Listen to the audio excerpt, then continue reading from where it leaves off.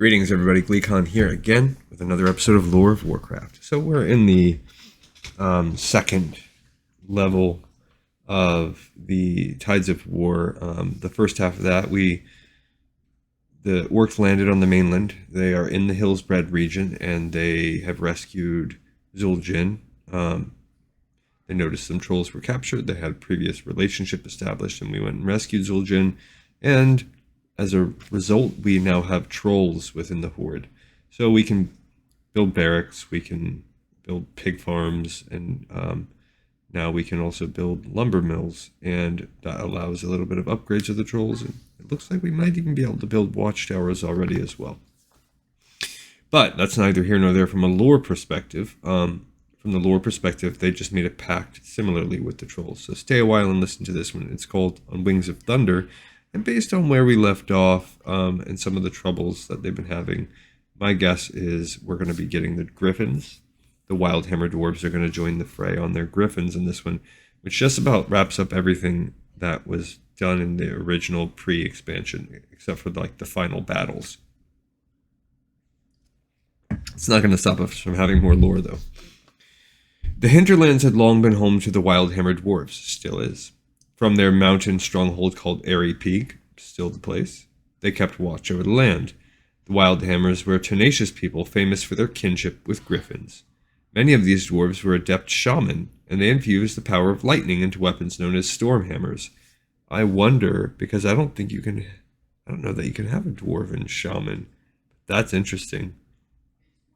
And they made dark iron dwarves. Why not make Wildhammer dwarves and let them be shaman? The Wildhammers were also a fiercely independent people. Due to their penchant for isolationism, they knew nothing about the Horde or the battles raging in Hillsbrad. Only when the orcs marched into the hinterlands did the dwarves learn of their existence. The Wildhammer leader, Thane Kurdran, took action to protect his homeland. He and his bravest griffin riders barreled down from the skies. They bombarded the Horde with their storm hammers and then ascended back into the safety of the clouds. Kurdran continually launched these devastating strikes and whittled away at the Horde's strength. The only battle-ready dragons currently at the Horde's disposal were guarding its ships in Hillsbrad, and so the orcs had no means of countering the troublesome griffin riders.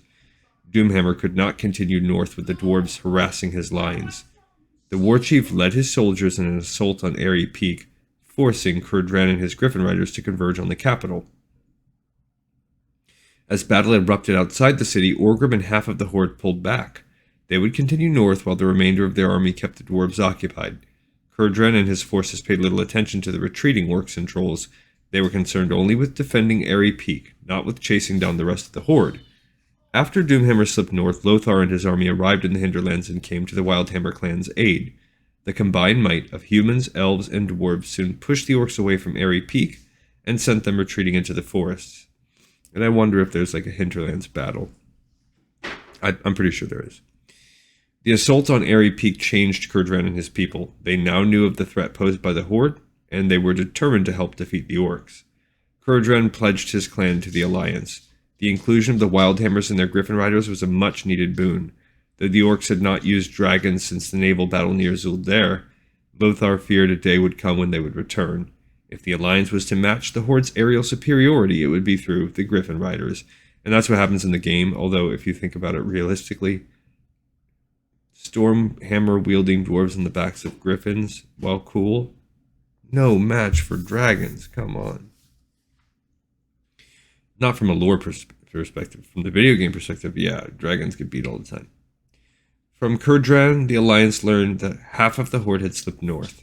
It was only then that Lothar realized he'd been outmaneuvered by Orgrim. The Horde contingent in the hinterlands was but a portion of the orcs' full strength. It was a bitter revelation, but Lothar did not wallow in defeat. He immediately dispatched Turalyon and a large part of his armies to track Orgrim down. Meanwhile, the rest of the alliance remained in the hinterlands to deal with the Horde there. The other potential routes to Lordaeron's capital seemed secure. The kingdom of Alterac was holding the line to the east.